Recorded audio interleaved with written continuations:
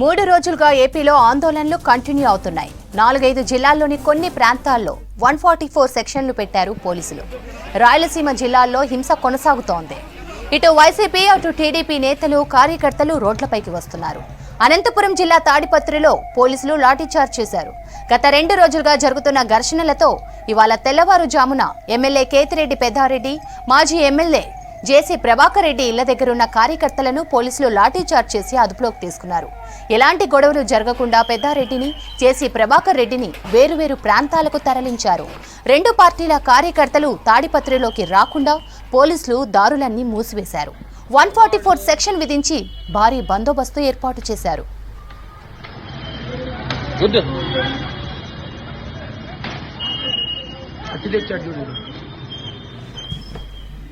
పల్నాడు జిల్లాలో 144 సెక్షన్ విధిస్తూ కలెక్టర్ ఉత్తర్వులిచ్చారు.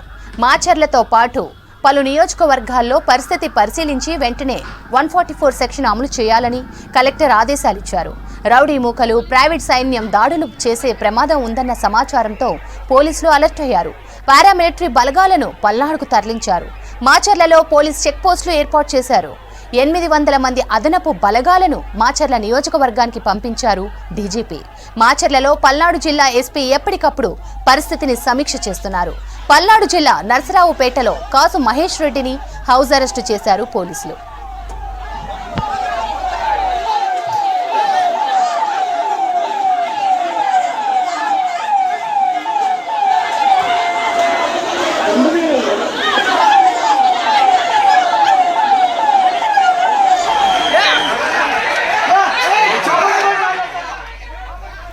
మూడు రోజులుగా ఏపీలో ఆందోళనలు కంటిన్యూ అవుతున్నాయి. 4-5 జిల్లాల్లోని కొన్ని ప్రాంతాల్లో 144 సెక్షన్లు పెట్టారు పోలీసులు. రాయలసీమ జిల్లాల్లో హింస కొనసాగుతోంది. ఇటు వైసీపీ అటు టీడీపీ నేతలు కార్యకర్తలు రోడ్లపైకి వస్తున్నారు. అనంతపురం జిల్లా తాడిపత్రిలో పోలీసులు లాఠీచార్జ్ చేశారు. గత 2 రోజులుగా జరుగుతున్న ఘర్షణలతో ఇవాళ తెల్లవారుజామున ఎమ్మెల్యే కేతిరెడ్డి పెద్దారెడ్డి, మాజీ ఎమ్మెల్యే జేసీ ప్రభాకర్ రెడ్డి ఇళ్ల దగ్గరున్న కార్యకర్తలను పోలీసులు లాఠీచార్జ్ చేసి అదుపులోకి తీసుకున్నారు. ఎలాంటి గొడవలు జరగకుండా పెద్దారెడ్డిని, జేసీ ప్రభాకర్ రెడ్డిని వేరువేరు ప్రాంతాలకు తరలించారు. 2 పార్టీల కార్యకర్తలు తాడిపత్రిలోకి రాకుండా పోలీసులు దారులన్నీ మూసివేశారు. 144 సెక్షన్ విధించి భారీ బందోబస్తు ఏర్పాటు చేశారు.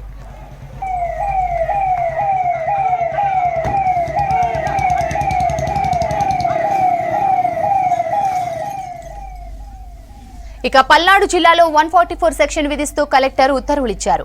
మాచర్లతో పాటు పలు నియోజకవర్గాల్లో పరిస్థితి పరిశీలించి వెంటనే 144 సెక్షన్ అమలు చేయాలని కలెక్టర్ ఆదేశాలిచ్చారు. రౌడీ మూకలు, ప్రైవేట్ సైన్యం దాడులు చేసే ప్రమాదం ఉందన్న సమాచారంతో పోలీసులు అలర్ట్ అయ్యారు. పారామిలిటరీ బలగాలను పల్నాడుకు తరలించారు. మాచర్లలో పోలీస్ చెక్ పోస్టులు ఏర్పాటు చేశారు. 800 మంది అదనపు బలగాలను మాచర్ల నియోజకవర్గానికి పంపించారు డీజీపీ. మాచర్లలో పల్నాడు జిల్లా ఎస్పీ ఎప్పటికప్పుడు పరిస్థితిని సమీక్ష చేస్తున్నారు. పల్నాడు జిల్లా నర్సరావుపేటలో కాసు మహేష్ రెడ్డిని హౌస్ అరెస్టు చేశారు పోలీసులు.